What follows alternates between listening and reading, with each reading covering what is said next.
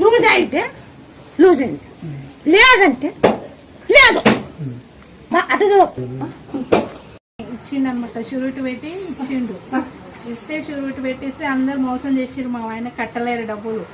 మా ఆయనకి ఇవ్వకుంటే మా ఆయన చాలా లాస్ అయ్యిండు. లాస్ అయ్యి ఇంకా నాకు చెప్పకుండా ఇంట్లోకి వెళ్ళిపోయేది. ఎప్పుడు పడితే అప్పుడు ఇంటికి వచ్చేది కాదు. 15 రోజులు, నెల రోజులు అట్లా పోయేది. ఒకరోజు మా ఆడబిడ్డ ఉండి, శైలు ఇట్లా ముత్యాలమ్మ అని అమ్మవారు ఉంటారు, అక్కడికి మంచిగా ఎక్కడ చెప్పకుండా ఇట్లా వెళ్ళిపోతుండో, అప్పులు ఎక్కువైనాయి, చాలా లాస్ అయినాం, చాలా ఇబ్బంది అవుతుందంటే నా తిరిగి అని చెప్తే అమ్మ ఏం చేసింది, నేను ఆ రోజు ఇంట్లో అమ్మ దగ్గర మాట్లాడి వెళ్ళిన 2 days తర్వాత ఒక చిన్న పాప రూపంలో మా ఇంటికి వచ్చింది అమ్మ. అయితే మాకు అప్పుడు టిఫిన్ సెంటర్ ఉంటుండే. టిఫిన్ సెంటర్ ఉంటే అమ్మ ఏం చేసి సాయంత్రం పూట వచ్చింది. అప్పుడు మేము బిజీగా ఉన్నాము, హోటల్ నడుస్తుంది, బిజీగా ఉన్నాము.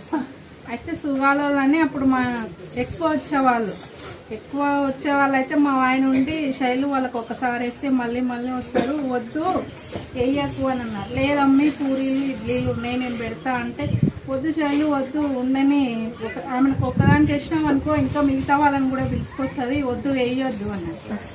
అంటే సరే అని నేను కూడా లేదు అని ఇట్లా అనుకుంటా పోయినా. లోపలికి పోయి లోపల కూలర్ ఉంటుంది, కూలర్ దగ్గర నిలబడ్డా, ఏజమ్మా పూరీలు ఉన్నాయి కదా ఎందుకు వెనక్కి పంపించాలా అని.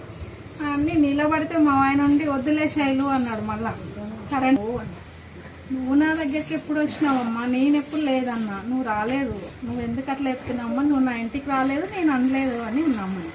లేదు నీ దగ్గరకు వచ్చినానే, ఎప్పుడు వచ్చినావు అమ్మా, ఎట్లా వచ్చినావు, నువ్వు ఇట్లా అన్నావు, మీ ఇంట్లో అప్పుడు కరెంటు పోయింది, నీకు జుట్టే లేదు బోర్నెత్తుంది ఇట్లా అనుకుంటా పోయినా. నిజంగా అంటే అప్పుడు నేను గుండు కొట్టుకున్నా, మా బాబుకి ఎంటకలు చూపించిన గుండు కొట్టించుకున్నా, ఇంత ఇట్లా అనుకుంటా లోపలికి వెళ్ళిపోయినా.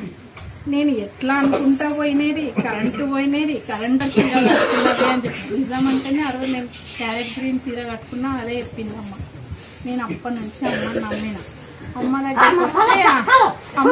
వస్తే అమ్మ ఆ రోజు ఏమంటే నిజంగానే 3 నెలలు ఎంత ఎంచుకున్నా నాకు 3 నెలలు జరగలేదు.